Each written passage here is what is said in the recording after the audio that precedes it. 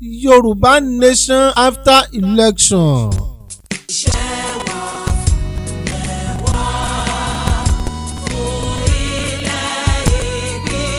A kú dédé àsìkò yìí o gbogbo ọmọ Yorùbá àtàtà a kú iṣẹ́ takuntakun. A kí àwọn àgbààgbà níkànnì yìí, a kí àwọn aṣíwájú wa lọ́kùnrin àti lóbìnrin lójú ọ̀nà ìjàngbara yìí kí ẹ sì máa rántí nígbà gbogbo pé ìṣọ̀kan yín la fẹ́ àti pé òmìnira orílẹ̀-èdè Yorùbá ń ló jẹ wá lógún. Bákan náà ni a kí àwọn elétò gbogbo.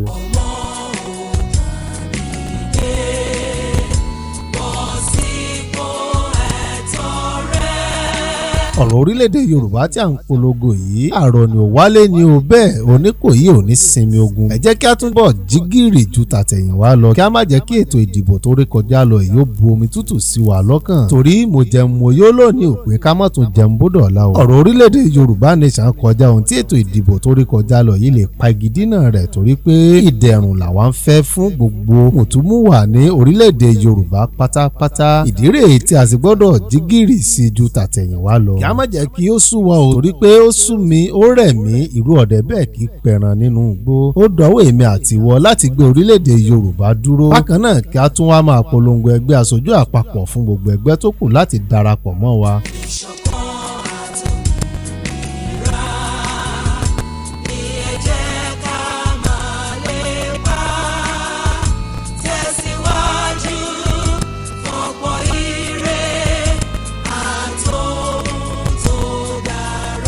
Yorùbá bọ̀ wọ́n ní a kì í ja ìjà òmìnira gbàgbàgbà bí a bá sì fẹ́ ja ìjà òmìnira gbágbágbá àákọ̀wọ́rìn ìjà ni. Ìdí rèé tí ẹgbẹ́ tó kù náà ṣe gbọ́dọ̀ darapọ̀ mọ́ ẹgbẹ́ aṣojú àpapọ̀. Kẹ́ ẹ sì máa wo omi tuntun ti rú nínú ẹgbẹ́ aṣojú àpapọ̀ ẹja tuntun sì ti wọnú rẹ̀ pẹ̀lú ìtẹ̀síwájú ló kù fún wa nínú ẹgbẹ́ aṣojú àpapọ̀ láti gbé orílẹ̀-èdè Yorùbá dúró. Àwa ń fi àsìkò yìí sọ fún wa pé ẹgbẹ́ aṣojú àpapọ̀ kò sí fún òṣèlú rárá gẹ́gẹ́ bí àhesọ ọ̀rọ̀ tó ń lọ káàkiri torí pé ìyàwó tí a ò bá fẹ́ mọ́ ni àkẹ̀yìnsí rẹ̀ kì í tún wu ni àti pé oúnjẹ tí a ò bá ní jẹ tẹrantẹran làákọ̀ ojú àwọn gbé wa o kò ní gbé ọ̀dàlẹ̀.